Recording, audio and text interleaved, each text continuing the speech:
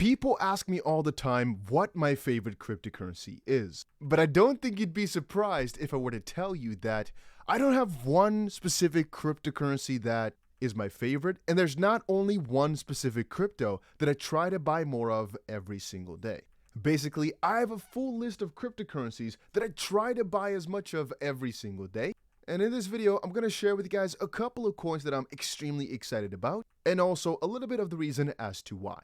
Now, I should quickly say that just a couple weeks ago, I made a video explaining my top 5 cryptocurrencies for February, and I want to note that anybody that watched that video at the time I brought it out would right now have at least 20% gains already. Meaning if you put money into the 5 coins that I mentioned 2 weeks ago, you'd be up a very good amount, and I don't think that's going to stop.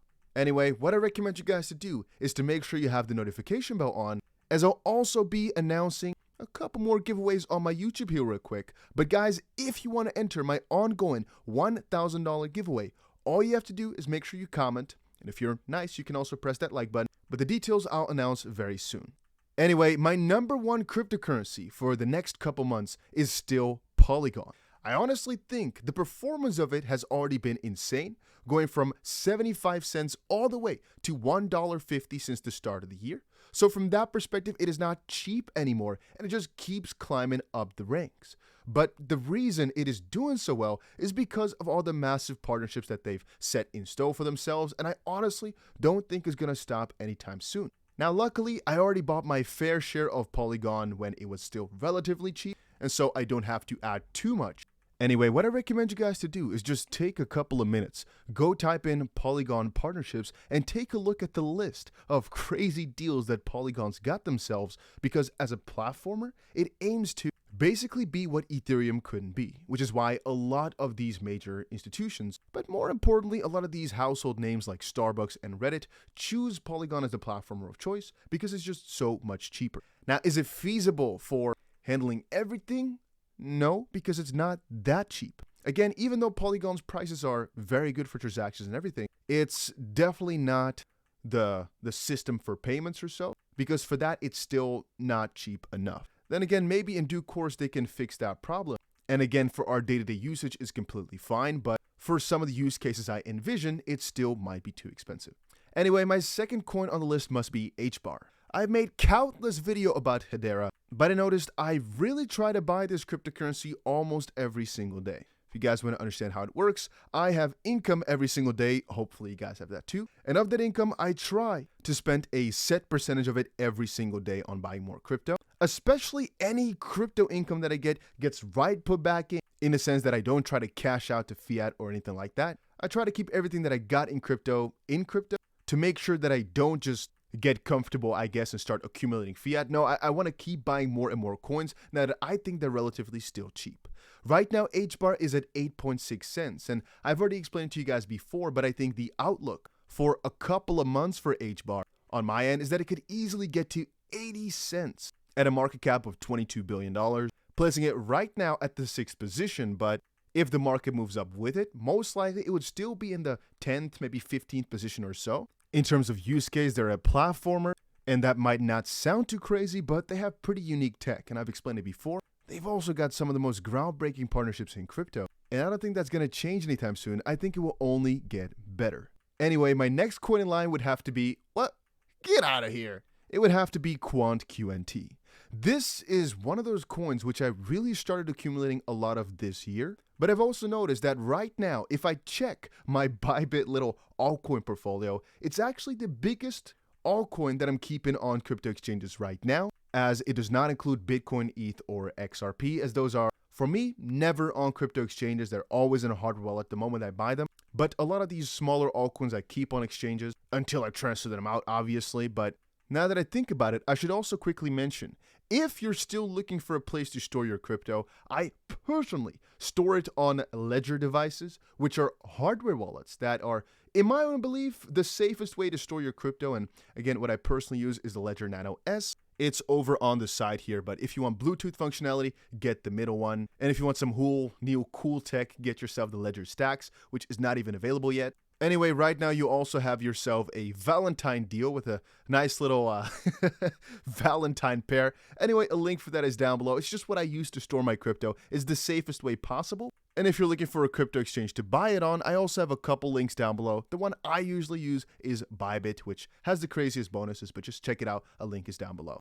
Anyway, we've talked about it for a long time, but Quant is one of those very unique projects as well, with their main aim of Quant, as written here, using Overledger to bridge the gap that exists between different blockchains.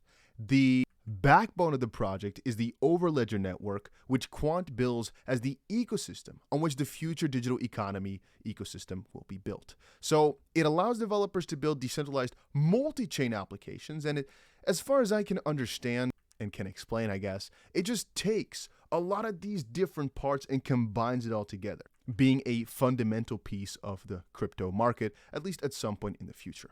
And that brings me to my next coin in the list, which is Chainlink. I've talked about it before. This coin is extremely undervalued in my opinion.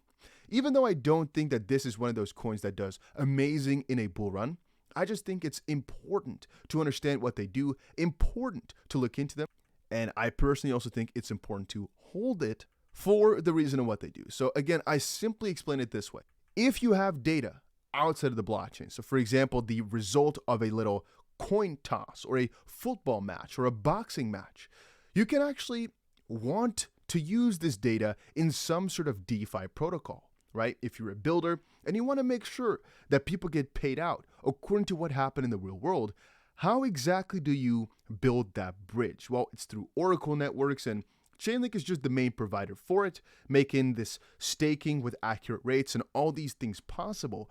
Yet, many don't realize just how important Chainlink actually is in this whole ecosystem of things, and understand as well the reason why it's at number 21. If you take a look at Chainlink 2.0 and the things which they've been talking about, things in which they've been trying to do, it really blows a lot of these other generic cryptocurrencies out of the park. And an important piece about it is, even though it's not your most hyped up gain potential crypto that has a 10,000x because of crazy hype, it's one that I personally believe will stay around for the next 50 years to come. Unless, again, we get some crazy new Oracle tech that they can't match up with. But as far as I'm concerned, it's just one of those fundamental cryptos that will stay around forever. And it's not like a lot of the top 10 which keeps circulating every single bull run. And to give you guys an example, EOS right here used to be one of the coolest cryptocurrencies in the batch. Not sure what position it was at, but I think it was at number 6 or number 8 or so. And right now it is at number 48, just to kind of showcase to you guys that this top 10, it circulates a lot. And I think Chainlink will stay in its position and potentially just kind of creep up piece by piece by piece. And then last but not least is a controversial pick, but it is XRP, mostly for the reason that they're doing so much in the background. People don't realize just how much Ripple is building for XRP, but also how much the XRP community is building for it, albeit that they're in a lawsuit. Again, XRP is involved with a very important lawsuit against the SEC, which has taken a long amount of time. It's been ongoing since 2020, and it could stop very soon. It could actually stop already next month or so in March, as a lot of lawyers have predicted that that's going to be the date. Regardless of that, it's just fundamental-wise one of the better cryptocurrencies out there in the payment landscape. And I just think because of all this regulatory scrutiny, it's been undervalued for a good while. But I have to add a little caveat here as well. Even though I think the potential for gains with this is insane, there is a lawsuit ongoing, and for that reason, it is a little bit riskier to buy. Risk to reward wise though, I still think it's fairly good, because if they do end up losing, I think the entire crypto market is going to get a very big hit. I'm talking major crashes along the entire board. If they do end up winning, I think the entire crypto market will pump, but XRP will most likely outperform the entire crypto market by some crazy margins, and I would not be too surprised to see XRP back at the 3rd position or so, potentially 4th, in 1 or 2 days after that finishing of the lawsuit is basically made public. Anyway, I should quickly also add that these are just a couple of cryptos that I try to buy every single day. But there are many other ones, and I've covered them on the channel multiple times, but I'll keep doing that as well, most likely every single day. Just make sure you subscribe to the channel if you're enjoying these daily crypto videos, and let me know down below what type of video you'd like to see next, as I'm also thinking of doing some basic and juicy tutorials for you guys on how to get started with this crypto stuff, how to get started with investing into crypto and what to watch out for, all those type of simple guides I'm looking into making. So just let me know down below what you'd like to see next.